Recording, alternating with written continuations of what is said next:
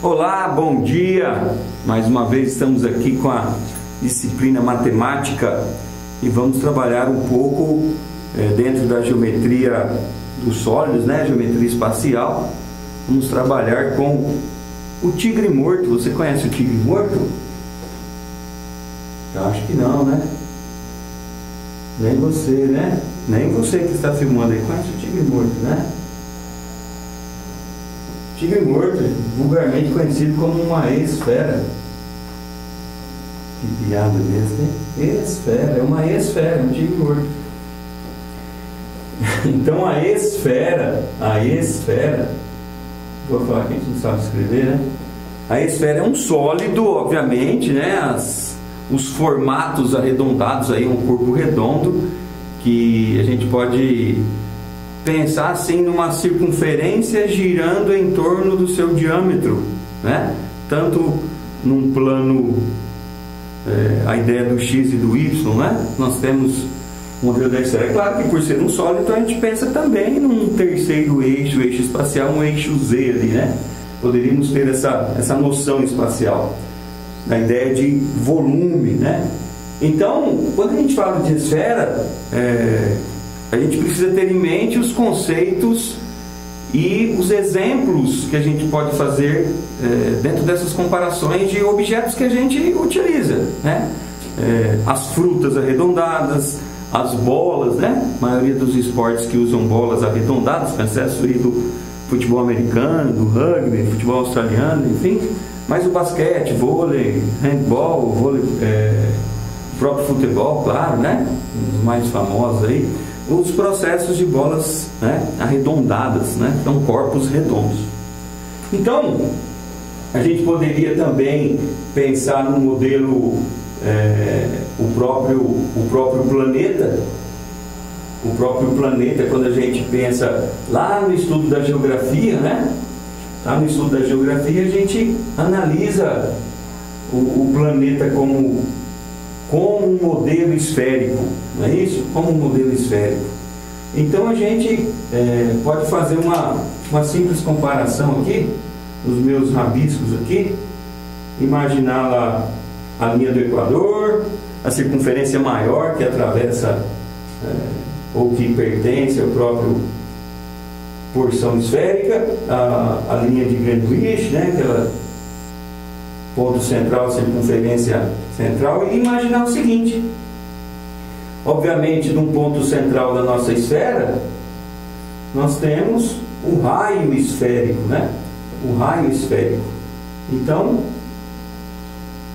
nós imaginamos essa parte da esfera como esse corpo arredondado, os seus elementos, a própria superfície, né? Superfície esférica. Então a gente de fato chama aí de área da superfície esférica, né? Ou superfície esférica, né? Dado pela expressão 4πr ao quadrado, né? Então, se a gente pensar assim, lá nas bolas, né?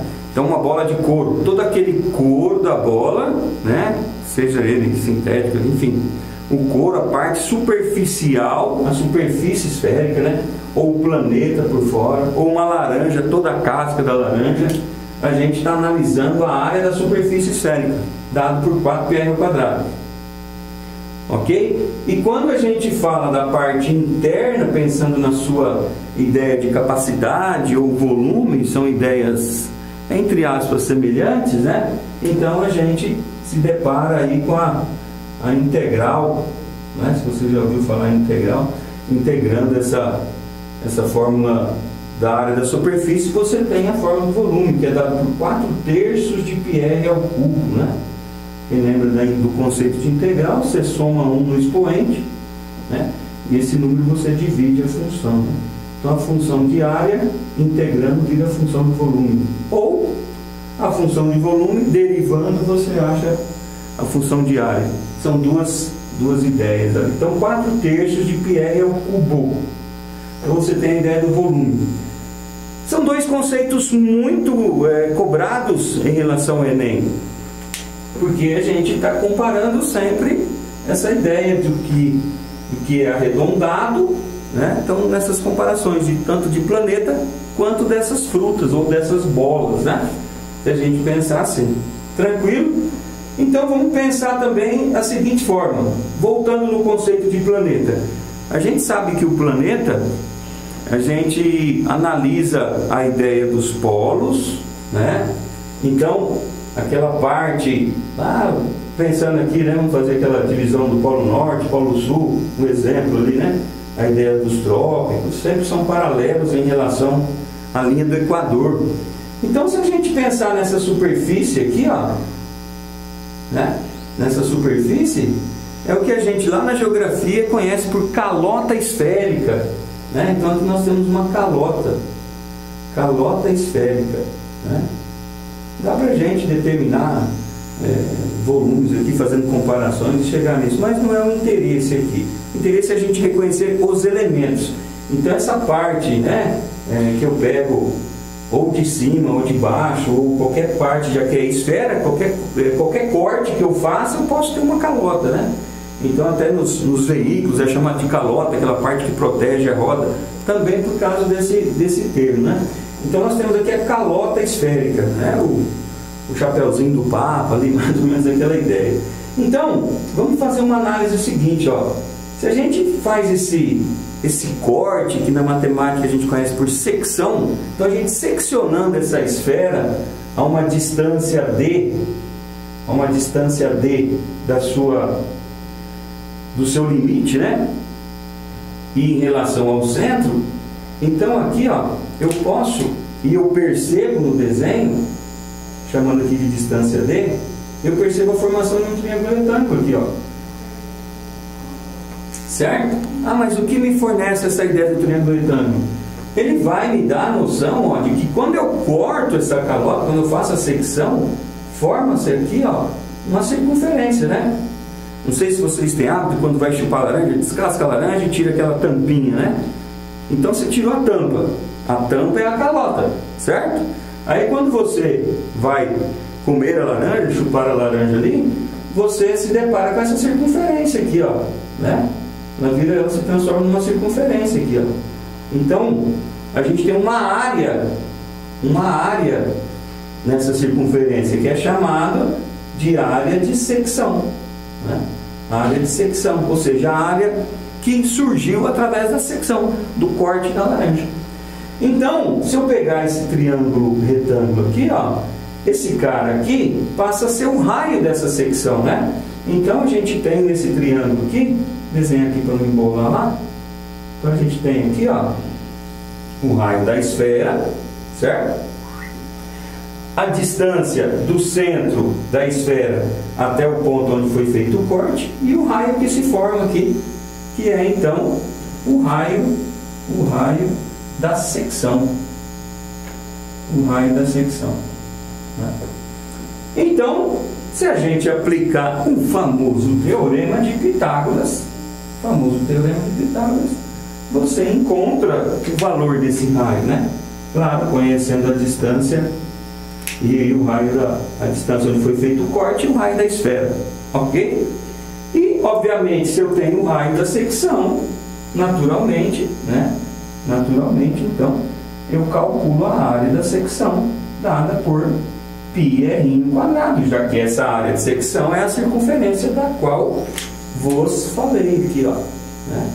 Então você tem essa área aqui, ó, lá. Se a gente apagar aqui, ó, você enxerga a ideia da área, ó. Legal, ó. Então, lá foi feito o corte na esfera, então você vê aqui ó, esse aqui está lá por trás, ó, sua visão 3D mágica aí que você tem. Então você encontra uma área, certo? Tem uns copos desse formato, né? Tem muita coisa, uns vasos, enfim, né? Tudo modelo de uma esfera onde é retirada a calota, ok? Então essa área de secção é dada por πr², o R que se forma aqui, ó, né? Aqui está o R. É o raio da calota, ok? Então nós temos a área da secção, a área da superfície esférica e o volume da esfera, ok? Beleza. Também, continuando nesses princípios, pensando na calota e pensando no planeta, a gente, quando estuda também essa parte geográfica, a gente tem lá a divisão do planeta em fusos horários, né? Ah, mas fuso horário, o que é isso, né? Se você lembrar aqui da geografia, os fusos horários são pedaços que a partir do centro são construídos várias linhas imaginárias aqui, ó, né? Recortando essa esfera. Imagina que você tem uma melancia bem redondinha, uma melancia bem redonda. Quando você começa a tirar as fatias da melancia, é como se fosse um fuso, dá para entender? O mais visível também, é porque aí no caso eu tiro a casca, mas é a tangerina, ou a mexerica, ou a bergamota, sei lá de onde você é. Cada local do país tem uma cultura de chamar essa fruta de forma diferente. É claro que tem as características biológicas da fruta, mas enfim, em relação à cultura parece que é meio, né, poncã, enfim. Quando você descasca poncã, você, ao ingeri-la, você divide os gomos. Então cada gomo daquele é como se fosse um fuso. Dá para compreender, né? O gomo, um fuso. Uma fatia de melancia, um fuso, tá? Então a gente consegue, dentro desse conceito, pensar assim: bom, se eu pensar na melancia, é interessante que é claro a parte que a gente ingere da fruta e a casca que a gente descarta, né? Então a gente tem algo, vamos pensar assim mais ou menos. A gente tem aqui a fatia da melancia, minha melancia azul aqui, ó, minha melancia azul. Então a gente tem aqui a casca, né? Essa casca é o que a gente chama de fuso, né? E a parte que a gente ingere, assim também como o gomo da mexerica, da tangerina, é o que a gente chama de cunha esférica, né?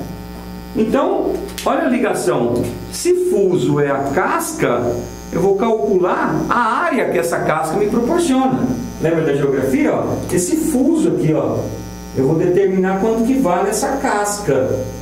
Aí esse espaço que eu tenho aqui, ó, isso aqui tudo é a fatia da melancia. Estou tirando ela ali para a gente imaginar essa situação.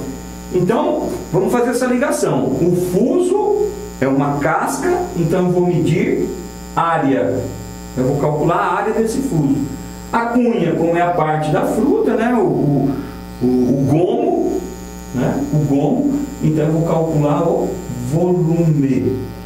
Acho que fica claro a gente pensar assim, né? O gomo é o que eu como, então volume.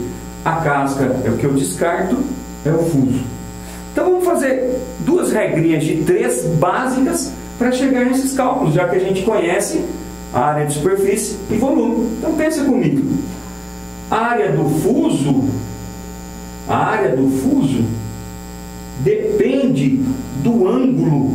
Olha aqui, ó. Percebe que isso aqui é uma abertura, né?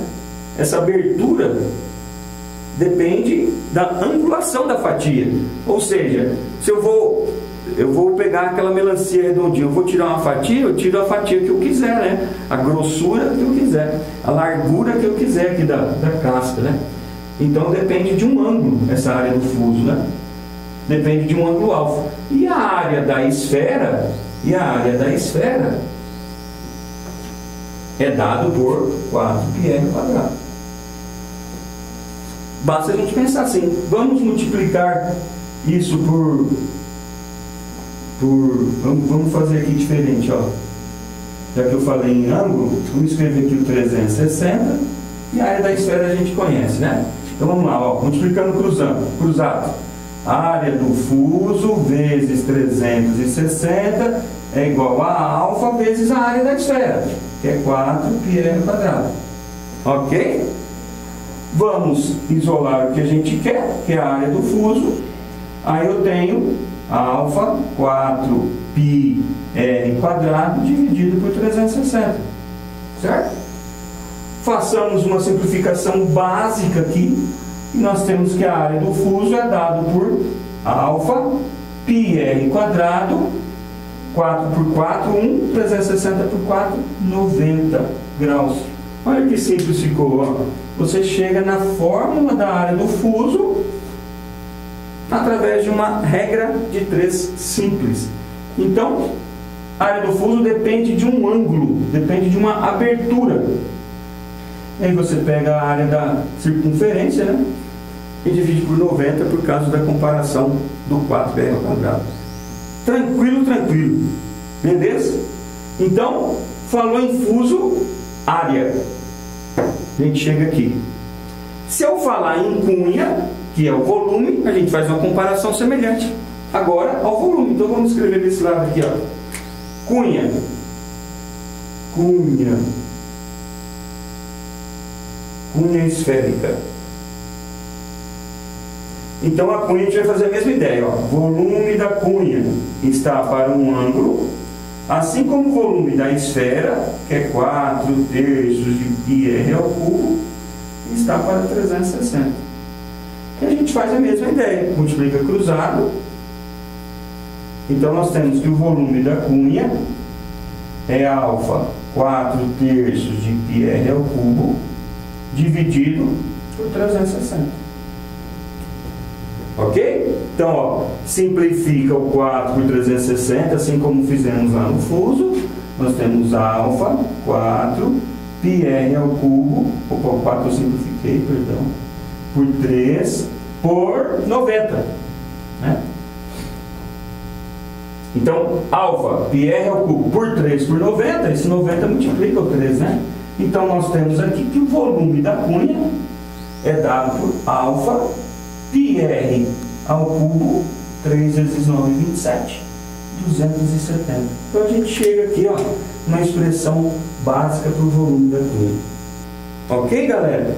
Então, pensa comigo. Esfera, bolas, frutas arredondadas, né? E se a gente consegue pensar no total, na totalidade dela, eu tenho a casca, que é a superfície, e tenho a fruta em si, que é o volume, né? A bola em si. A quantidade de ar que vai numa bola, então quantidade de ar, volume, né? Ah, eu vou encher um balão de água, quanto que cabe? Volume, né? Mas o balão em si, o material do balão, essa casca, a área da superfície, certo? Ah, eu vou dividir isso em partes. Então eu posso ter a calota, posso ter a ideia do fuso, né? Então a calota, com o corte, a gente determina a área de secção, aplicando Pitágoras nesse triângulo, chegamos à área da secção. No fuso, a casca da fruta, regra de 3 com área, chegamos a essa expressão, tranquilo, alfa πr quadrado por 90. E a cunha, volume, o que a gente vai ingerir no caso da fruta, uma regra de 3 com volume, então chegamos a essa expressão. Então são conceitos simples, né? Claro, eu preciso lembrar desse básico para chegar nesses processos legais aqui que a esfera nos mostra na questão das suas partes, tá? E lembrando que, de novo, planeta Terra, se eu dividir o planeta ao meio, usando aqui a ideia do princípio de ou Greenwich ou a linha do Equador, eu tenho 2 hemisférios, olha a ideia geográfica, né? Hemisfério norte e hemisfério sul. Cada hemisfério nada mais é que metade de uma esfera. Então o volume você divide por 2 e a área você divide por 2, né? Tem muitas questões que o pessoal gosta para fazer comparações na arte, né?